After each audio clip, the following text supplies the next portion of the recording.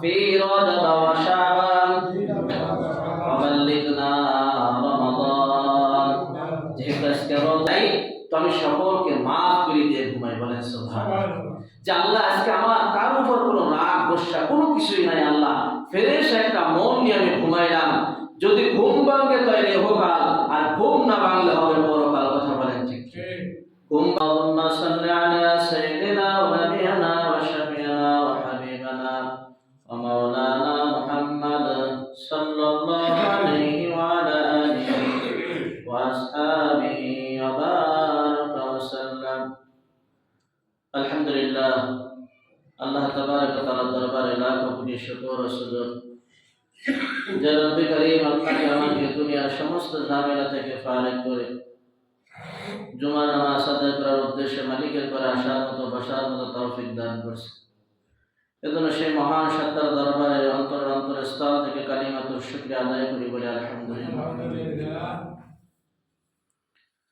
এই মাসটা অত্যন্ত গুরুত্বপূর্ণ একটা মাস।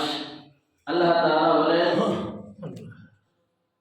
إن عدة الشهور عند الله 12 شهرا في كتاب الله يوم خلق السماوات والأرض আসমান এবং জমিন নবমণ্ডল এবং ভূমণ্ডল এই পৃথিবীতে যা কিছু আমরা দেখি আর না দেখি যেই দিন আল্লাহ তাআলা সৃষ্টি করেছেন আসমান সমূহ ওই দিন থেকে আল্লাহ তাআলার কাছে এই মাসের একটা গণনা একটা হিসাব আল্লাহ তাআলার কাছে বলেন সুবহানাল্লাহ। এই হিসাবটা আল্লাহ তাআলা লেখা রাখছেন কবে আল্লাহ তাআলা আসমান বানাইলেন। তো আপনার আমার বয়স তো বেশি না, আসমান জমিন এইগুলোর বয়স বেশি কথা বলেন ঠিক। তো যে 12টা মাস আছে এই 12টা মাসের ভিতর আল্লাহ তাআলা বলেন 4টা মাস আল্লাহ তাআলার কাছে প্রিয় বলেন সুবহানাল্লাহ। সের ভিতরে একটা মাস হলো যে মাসে আমরা এখন বর্তমানে রানিং চলমান আমরা আছি। এই মাসটার নাম কি বলেন তো?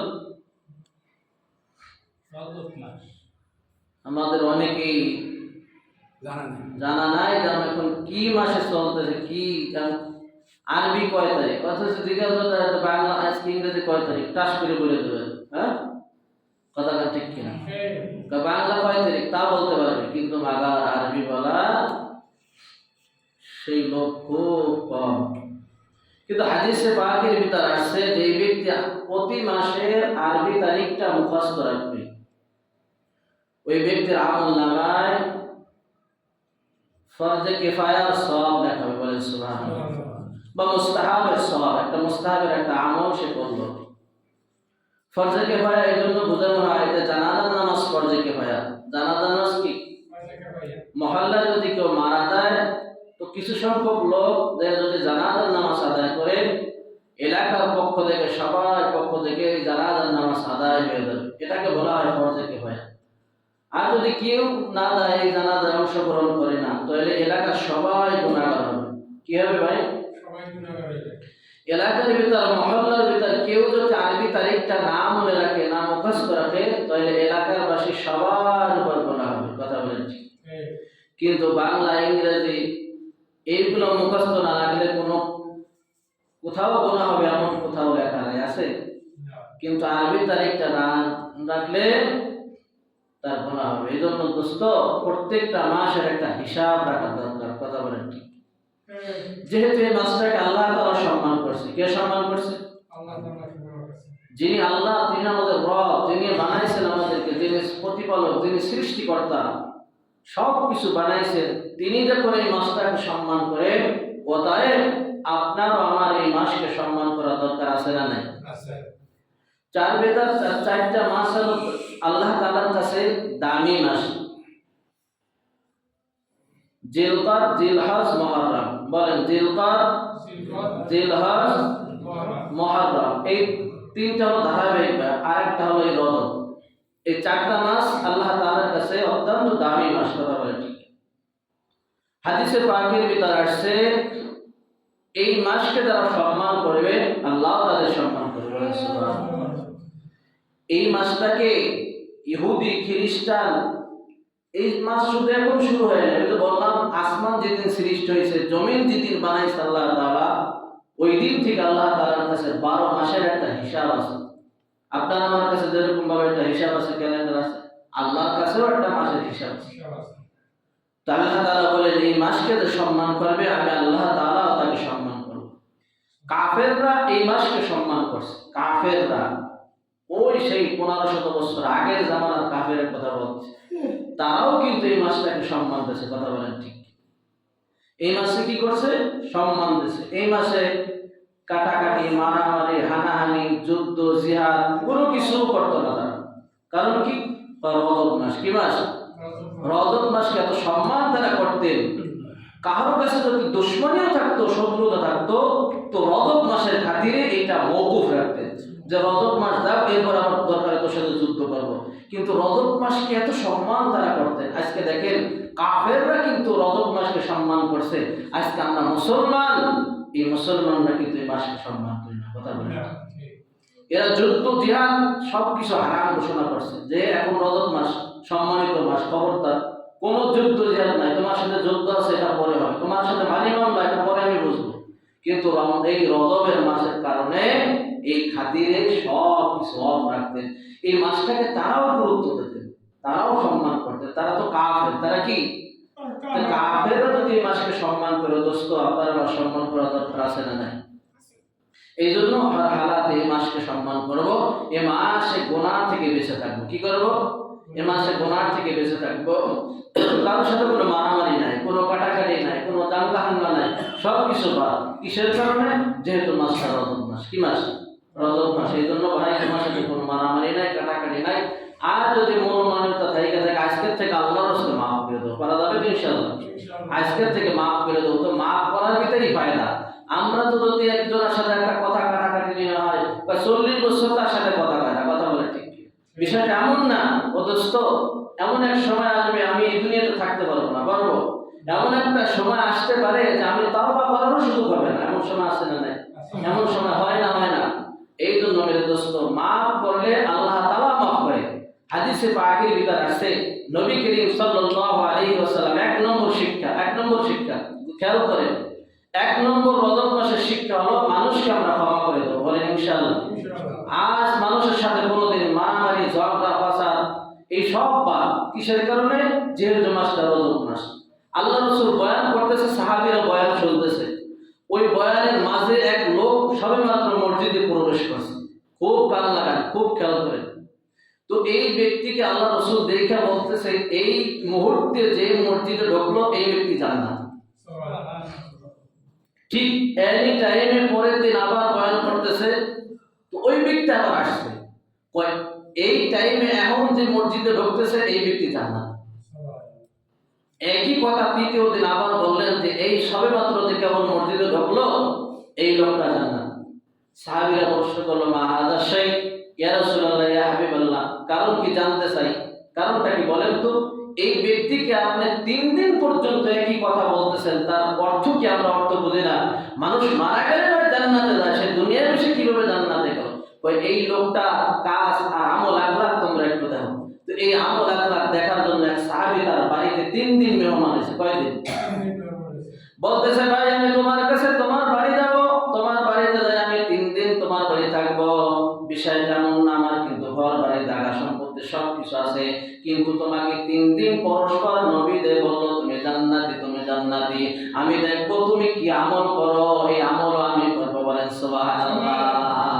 তো আল্লাহ রাসূল সাল্লাল্লাহু আলাইহি সাল্লামের ওই সাহাবীর বাড়ি অন্য এক সাহাবী কাছে তো যাই দেখে এদের সে রাতে তাহাজ্জুদ করে, সেও তাহাজ্জুদ করে, সে নফল করে, সেও নফল করে, সে যত আমল করে দাদা করে সে একই আমল করে।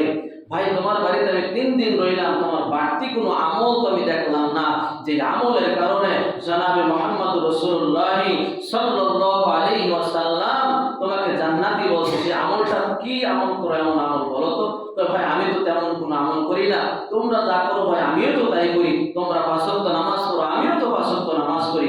তোমরা রমজান মাসে রোজা রাখো, আমিও তো রোজা রাখি। তোমরা যে আমল করো সেম আমল তো আমিও করি। তো আমার একটা বাড়তি একটা আমল আছে, আমলটা হলো এই, যখন আমি ঘুমের ঘরে যাই, খেয়াল করেন, ঘুমের বিছানায় যাই, তো আমি সকলকে মাফ করে দিয়ে ঘুমাই। বলেন সুবহানাল্লাহ। যে আল্লাহ আজকে আমার কার উপর কোনো রাগ গোসা কোনো কিছুই নাই, আল্লাহ ফ্রেশ একটা মন নিয়ে আমি ঘুমাইলাম। যদি ঘুম ভাঙে তাহলে ইহকাল, আর ঘুম না ভাঙলে হবে পরকাল। কথা বলেন ঠিক? ঘুম ভাঙলে ইহকাল, ঘুম না ভাঙলে হবে পরকাল। ফ্রেশ একটা মন নিয়ে আমি ঘুমাই যাই, আমার কোনো মানুষের উপর কারোর উপর কোনো গোসা থাকে না। বলেন সুবহানাল্লাহ। এই সাহাবীর এই আমলের কারণে আল্লাহ রাসূল বলছে এই আমার সাহাবী জান্নাতি। বলেন সুবহানাল্লাহ। দ্বিতীয় নম্বর শিক্ষা হলো আল্লাহ রাসূল সাল্লাল্লাহু আলাইহি ওয়াসাল্লাম তার মাথার উপর দুইটা ছায়া ছিল। কয়টা ছায়া বলেন? এক নম্বর ছায়া হলো খাদিজাতুল কুবরা রাদিয়াল্লাহু তাআলা আনহা, যিনি নৈতিকভাবে সাহায্য করতেন অর্থ দিয়া। খাদিজার যত সম্পদ ছিল সমস্ত সম্পদ রাসূলের পায়ের কাছে রাখছে। ইয়া রাসূলুল্লাহ, ইয়া হাবিবাল্লাহ, আপনার সম্পদ, আমার যত সম্পদ, এই সম্পদ আমার না, এই সম্পদ আপনার। আপনি যে জায়গা খুশি যেভাবে খুশি সেইভাবে আপনি ব্যবহার করবেন। বলেন সুবহানাল্লাহ। এই খাদিজা এই রজব মাসে মারা গেছে। এটা হলো অর্থের দিকটা খাদিজা নবীকে বেশি সহযোগিতা করেছে। আর একটা হলো রাজনৈতিক দিক থেকে চাচা আবু তালেব তাকে ছায়া দিয়ে রাখছে। যতদিন আবু তালেব জীবিত ছিল মুহাম্মাদের গায়ে একটা নখের আঁচড়ও লাগতে দেয় নাই। বলেন সুবহানাল্লাহ। আবু তালেব এই রজব মাসে দুনিয়া থেকে চলে গেলেন। তো রাসূল সাল্লাল্লাহু আলাইহি ওয়াসাল্লামের মনটা খারাপ হয়ে গেছে। কি হয়ে গেছে ভাই? মন খারাপ হয়ে গেছে। হাতিমে কাবায় ওইখানে হেলান দিয়ে দেয়া মনোমন্য নিয়ে মন খারাপ হইলে তা হয়, এরকম ভাবে একটা কান্নার একটা ভাব আসছে। এটা বলতেছে 2 নম্বর শিক্ষা, রজব মাসের 2 নম্বর শিক্ষা। কথা বলেন ঠিক? তো এই অবস্থায় আল্লাহ রাসূলের এই অবস্থা দেখে হযরত জিবরিল আলাইহিস সালাম আসছে। আল্লাহ তাআলা জিবরিলকে পাঠিয়ে দিয়ে বলতেছে, যাও আমার হাবিবের কাছে যাও, যে আমার হাবিব মুখ মলিন হয়ে বসে আছে, কারণটা কি? আমি কারণ জানতে চাই। আর কারণ আল্লাহ জানেন না? জানেন না? অবশ্যই জানেন। আল্লাহ তাআলা আলিমুম বিযাতিস সুদূর। বলেন সুবহানাল্লাহ। আপনার আমার অন্তরে কি পাকাইতেছে, কি পাকতেছে, কি করতেছে সব আল্লাহ জানেন না? জানেন না?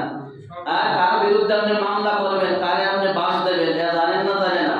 হ্যাঁ, সব কিছু আমার আল্লাহ তাআলা জানেন। কথা বলেন ঠিক?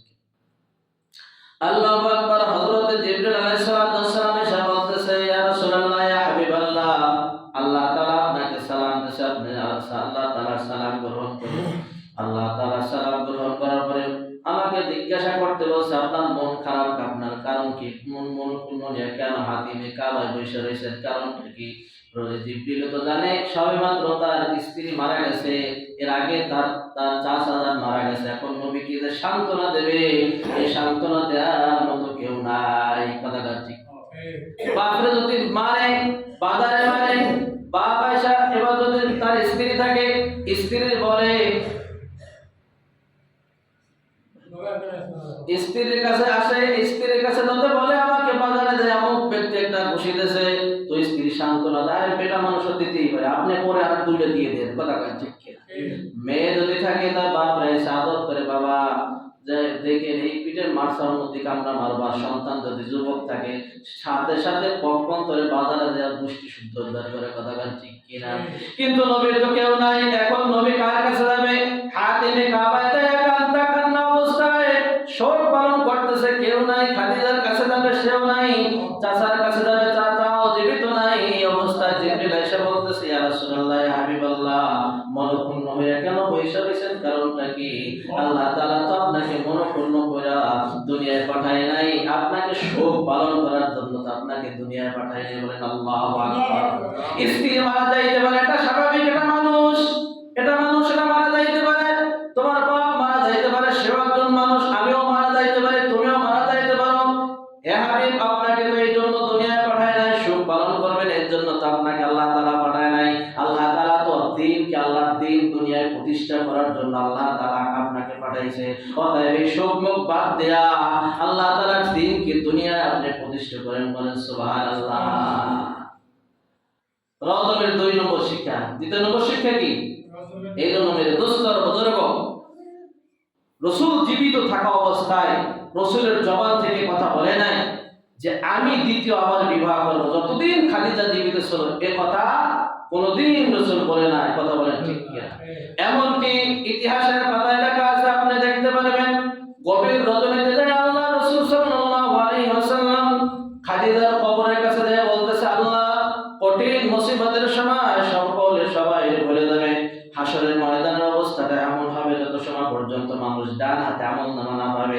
ছেলের কথা ভুলে যাবে, সন্তানের কথা ভুলে যাবে, মা ছেলের কথা ভুলে যাবে, সন্তান মার কথা ভুলে যাবে, কেউ কারো পরিচয় দেবে না। ইয়াউমা ইয়াফিরুল মারউ মিন আখিহি ওয়া উম্মিহি ওয়া আবিহি ওয়া সাহিবাতিহি ওয়া বানিহি লিকুল্লি ইমরিইম মিনহুম ইয়াউমাইযিন শা'নুন ইউগনিহি। সবাই সবার থেকে ভাগতে থাকবে, পালায়ন করতে থাকবে, কেউ কারো উপকার করবে না। গভীর রাত্রে মালিক তোমার হাতে আমি হাত উঠে বলতেছি, তোমার কাছে আমি বলতেছি, ওই দিন যেন আমার খাদিজারে আমি ভুইলা যাই না। বলেন আল্লাহু আকবার। খাদিজারে কত ভালোবাসছে রাসূল, কত মহব্বত করছে, কথা বলেন ঠিক কিনা? আম্মা জান আয়েশা রাদিয়াল্লাহু তাআলা বলেন, ইয়া রাসূলুল্লাহ, ইয়া হাবিবাল্লাহ, সব সময় শুধু আপনার মুখে খাদিজা খাদিজা। ওই 40 বছর বয়স একজন বৃদ্ধা মহিলাকে আপনি পাইয়া আপনি খাদিজার ভিতর কি পাইছেন? এমন কি জিনিস আছে যা আমাদের ভিতর নাই? আল্লাহ রাসূল বলতেছে, আয়েশা, এমন কথা তুমি আর কোনো সময় বলবা না, কারণ খাদিজা ছিল আমার দুঃখের সময়, আর তোমরা হলো আমার এখন সুখের স্ত্রী। কথা বলেন ঠিক কিনা? খাদিজা যে উপকার আমারে করছে, পৃথিবীতে এমন কেউ এমন নাই যে উপকার আমাকে করতে পারবে। কথা বলেন ঠিক কিনা? লম্বা কথা দোস্তর বুজুর্গ, খাদিজা আল্লাহ রাসূলের জন্য জীবন দেওয়ার জন্য তৈরি হয়ে গেছে। এই খাদিজাকে আল্লাহ রাসূল কি করে বলবে? কথা বলেন ঠিক কিনা? আমরা তো স্ত্রী মারা যাওয়ার আগে 2 দিন আগে নিয়ত করি মারা গেলে বিয়ে করব। কথা বলেন ঠিক? স্ত্রীর কাছে সবচেয়ে কাছাকাছি কে থাকতে পারে বলেন তো? একটা মেয়ের কাছে সবচেয়ে কাছে কে থাকতে পারে? স্বামী। তার স্বামী। মাশাআল্লাহ বলছেন। যেই জায়গা তার বাপও থাকতে পারে না। কথা বলেন ঠিক? তার বাপ ওই জায়গা থাকতে পারবে না যেই জায়গা তার স্বামী থাকবে। কথা বলেন ঠিক? হাদিসের ভিতর আসছে যে মানুষ মারা গেলে স্বামী যদি মারা যায় তো স্ত্রী শোক পালন করবে 3 দিন। কয় দিন? আমি কিন্তু রজব মাসের শিক্ষা বলতেছি, পয়েন্টগুলো আপনাদেরকে বুঝাইতেছি। কথা বলেন ঠিক? তো রাসূল সাল্লাল্লাহু আলাইহি সাল্লাম যখন রজব মাস আসতেন সাহাবীদেরকে দোয়াটা মুখস্থ করাইতেন। আমি শামিম রজব মাসের 1 তারিখে আপনাদের সকালে ফজর বেলা মস্ক দিয়েছি। কথা বলেন ঠিক কিনা? আমিও বলবো এই দোয়াটা আপনারা প্রত্যেকেই মুখস্থ করবেন। দুনিয়ার সব কিছু আপনারা পড়লেন কিন্তু এইটা পড়লেন না, যেটা রাসূল তাকিদ দিয়েছে। আর এই অর্থ যদি আপনি বুঝতেন তখন তো আপনি পড়তেন, কারণ আলহামদুলিল্লাহি রাব্বিল আলামিন আর রহমানির রহিম এর অর্থ বুঝি না তাই করি না। কথা যদি বুঝতাম তাহলে পড়তাম। এই রজবের অর্থ কি? আল্লাহুম্মা, আমার সাথে বলেন, আল্লাহুম্মা বারিক লানা ফি রজব ওয়া শাবান ওয়া বাল্লিগনা রমাদান। যেহেতু আজকে রজব মাসের 5 তারিখ, কয় তারিখ বলেন? আল্লাহ রাসূল বলতেছে, যখন তোমরা রজবের চাঁদ দেখবা তখন থেকে নিয়ে রমজান পর্যন্ত দোয়া করতে থাকবা, হায় আল্লাহ, আমাকে রজব মাস যেহেতু আসছে, রজব এবং শাবানের বরকত নসিব করো, রমজান পর্যন্ত আমার হায়াতটা তুমি লম্বা কইরা দাও। বলেন সুবহানাল্লাহ। এর মানে হলো আপনি এমনটাই বলতেছেন, বড় বিজ্ঞ আলেম যারা তাদের মুখ থেকে তারা বলতেছেন যে আপনি এমনটাই বলতেছেন, হায় আল্লাহ, আমার মাসিক খরচ হলো 10,000 টাকা সাপোজ। কয় হাজার টাকা? তার যত বেশি তার খরচও বেশি, টাকা কম খরচ কম। কথা বলেন ঠিক কিনা? আমাকে টাকা কম, বেতন কম, আমরা নুন আনতে পান্তা পুড়ে যায়, আমাদের টাকা ওইভাবে হিসাব করে ভাঙতে হয়। কথা বলেন ঠিক কিনা? আমি বলতাম আমার সালিকারি নাই, আমার দৈনিক মাসে 1 লাখ 1.5 লাখ পাঠাবে, দমাদম ভাঙবো। কথা বলেন ঠিক কিনা? টাকাদার যত বেশি খরচ তার বেশি, টাকাদার বেশি অভাব তার ফুরায় না কোনোদিনও। কথা বলেন তার অভাব পড়ে দিয়ে ফুরাবে না, তার অভাব এক জায়গাতে ফুরাবে। আল্লাহুম্মা তাকাসুর হাত্তা যুরতুমুল মাকাবির কাল্লা সাওফা তা'লামুন সুম্মা কাল্লা সাওফা তা'লামুন। হাদিসের ভিতরে আছে, কোরআনে পাকের ভিতরে আল্লাহ তাআলা বলেন, বনি আদমের পেট ভরবে কবরের মাটিতে। কিসে? কবরের মাটিতে। যখন পেট ভরবে তখন বলবে বাস যথেষ্ট, আর লাগবে না, সব পাইছি। কথা বলেন ঠিক কিনা? অথচ বলতেছিলাম এই মানে মনে করেন মাসিক খরচ আপনার 1 মাসে খরচ 10,000 টাকা, তাহলে 2 মাসে কত হাজার লাগবে? 3 মাসে কত লাগবে? 30,000। এই দোয়ার ভিতর এইভাবে আপনি আল্লাহকে ঘুরে বলতেছেন, হায় আল্লাহ, যেহেতু রমজান মাস, পুরো মাসটাই আমি তোমাকে দেব। আল্লাহ, রাতের বেলা তাহাজ্জুদ পড়ব, দিনের বেলা রোজা রাখবো, আল্লাহ কোরআন তেলাওয়াত করব, 24টা ঘন্টা আমি তোমার কাছে ব্যয় করব। হায় আল্লাহ, আমি টাকা পয়সা ইনকাম করতে পারবো না, অতএব ওই 3 মাস চলতে কয় হাজার টাকা লাগবে? 30,000 টাকা লাগবে। তাহলে আমাকে তুমি এই 2 মাসের ভিতর 30,000 টাকার ব্যবস্থা করে দাও, এই দোয়ার ভাব আর অর্থ এইভাবে আসতে পারেন না সুবহানাল্লাহ। এই অর্থ যখন আপনি বুঝবেন তখন পড়বেন কিনা? এজন্য বেশি বেশি পড়া চাই, কথা বলেন ঠিক কিনা? সব সময় পড়তে চাই, মুখস্থ করবো, যেহেতু রাসূল চাপ দিয়েছে সাহাবীদেরকে, আমিও আপনাদেরকে চাপ দিলাম আপনারা সবাই মুখস্থ করবেন। না পারেন আমার কাছে বারবার জিজ্ঞাবেন, আপনার মুখস্থ হয়ে গেলে আমাদের শোনাবেন, পারবেন না ইনশাআল্লাহ? আল্লাহ তাআলা আমাদের তৌফিক দান করবেন, আমিন। আমরা এখন যারা দুনিয়ায় এই বর্তমানে আছি সবাই কি পুরোপুরি শান্তিতে আছি বলেন? হ্যাঁ, কেউ বলতে পারবে যে পুরো শান্তিতে আমি আছি? এই কথা কেউ বলতে পারবে? আপনি বলতে পারেন, কারণ আপনার সন্তান ইত্যাদি, আপনার টাকা পয়সা জমি জায়গার অভাব না। আমি বলতে পারি না যে আমি পুরো শান্তিতে আছি, আমি পুরো শান্তিতে নাই। তকি ওসমানীর নাম শুনছেন? মারিফুল কোরআন যিনি তর্জমা করছে, আল্লামা শফি সাহেবের একজন সন্তান, যার নাম হলো জাস্টিস তকি ওসমানী, বলেন সুবহানাল্লাহ। এশিয়া মহাদেশের ভিতর সবচেয়ে বড় মহাদেশ, বড় মুফতি সাহেব, যাকে আমরা ফলো করি, তার নাম কি? তকি ওসমানী। কি নাম বললাম? তকি ওসমানী। উনি ওনার কিতাবের ভিতরে একটা ঘটনা আছে যে মুসা পয়গম্বর তুর পাহাড়ে যাইতেছে। কোথায় যাইতেছে? এটাও কিন্তু রজব মাসে শিক্ষার একটা ঘটনা। সব আমি রজবের কথা বলতেছি। তুর পাহাড়ে যাইতেছে, আল্লাহ তাআলার কাছে, আল্লাহর সাথে শরীয়ত আনবে এবং রদ বদল করবে, আল্লাহর সাথে কথা বলবে। তুর পাহাড়ে যাইতেছে, তো তার এক উম্মত বলতেছে, পয়গম্বর আপনি তো তুর পাহাড়ে যাইতেছেন, তো আল্লাহ তাআলার কাছে আপনার শরীয়ত, আল্লাহ যে শরীয়ত দেবে, শরীয়ত আনার পরে আপনার কথাবার্তা বলার শেষে আমার একটা আবদার আল্লাহর কাছে রাখেন। আবদারটা হলো, আমি দুনিয়াতে বড় অশান্তিতে আছি, আল্লাহ যেন আমার একটু শান্তির ব্যবস্থা করে। বলে সুবহানাল্লাহ। তো উম্মত যখন নবীর কাছে অবজেকশন দিয়েছে, নবীর কাছে একটু খারাপ লাগে, কি লাগে না? তো নবী আল্লাহর সাথে কথাবার্তা শেষের পথে এবার আল্লাহর কাছে অবশ্যই আবদার রাখছে, আল্লাহ আমার এক উম্মত, তোমার এক বান্দা এরকম ভাবে অসহায় আছে, সে দারিদ্রতা জন্য একটু মোচন হয়, আল্লাহ তুমি একটা শান্তির ব্যবস্থা করে দাও।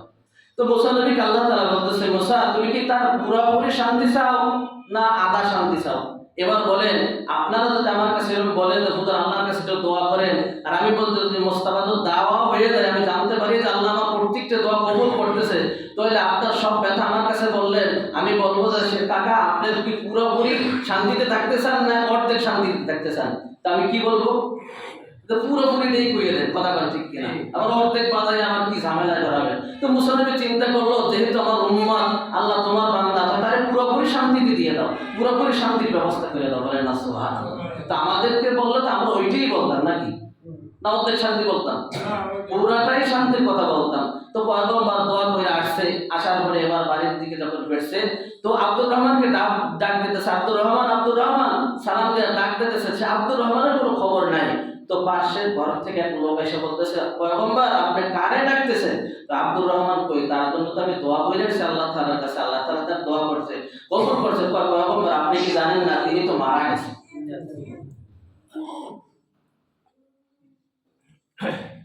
তকি ওসমানী বলতেছে, উনি তো মারা গেছে, আপনি খবর পান নাই? তো কি ব্যাপার মহারাজ, আমি তো কিছুই বুঝতে পারলাম, আমি সবে মাত্র দোয়া করে এলাম, আল্লাহ বললো যে আপনি কি তার পুরোপুরি শান্তি চান না অর্ধেক শান্তি চান? আমি বললাম পুরো শান্তি দিয়ে দেন। তো আল্লাহ তাআলা তাকে দুনিয়া থেকে নিয়ে গেল, কামটা করলো কি?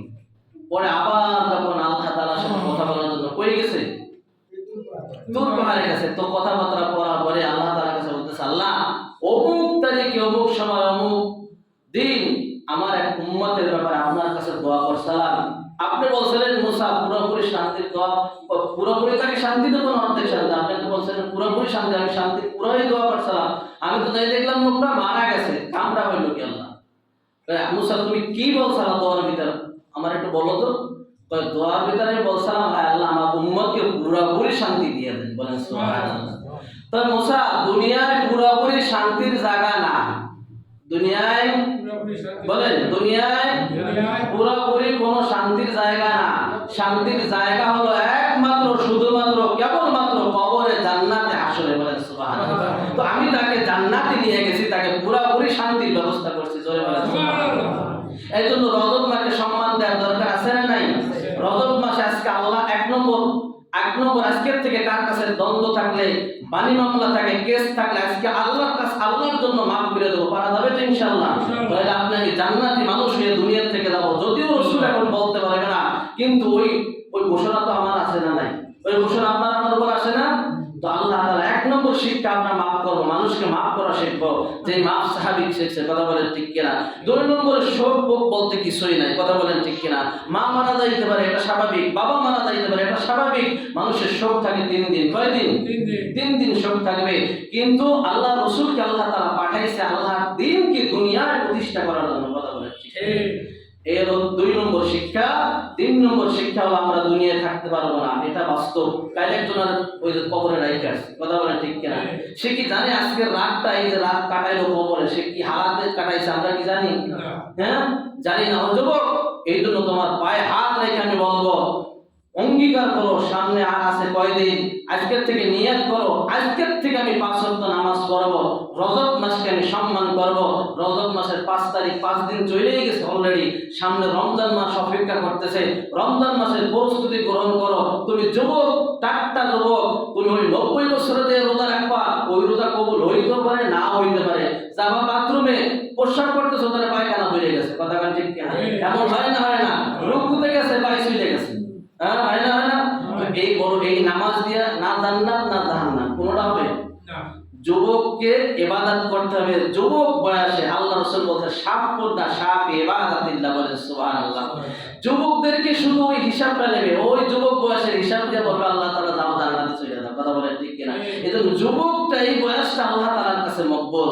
দেখো না দোস্ত, এই যে আমাদের এক ভাই মারা গেল কিছুদিন আগে, কথা বলেন ঠিক কিনা? হ্যাঁ, ওসমান হাদি, যুবক বয়সে সে ছিল কোরআনের হাফেজ, বলেন সুবহানাল্লাহ। তার মৃত্যুটা ছিল শাহাদাতের মৃত্যু। সে তামান্নাও করছে আল্লাহ আমাকে শাহাদাতের মৃত্যু দাও, জুমার দিন মারা গেছে। কত বড় খোঁজ নসিব! এমন কোন আলেম নাই চোখের পানি ঝরায় নাই। কত লক্ষ লক্ষ মানুষ তার জন্য দোয়া করছে, কথা বলেন ঠিক কিনা? এমন একজন যুবক দরকার আছে না নাই? এমন যুবক হইয়া মরলে আল্লাহ খুশি হয়, কথা বলেন ঠিক কিনা? আমল করার তৌফিক দান করুন।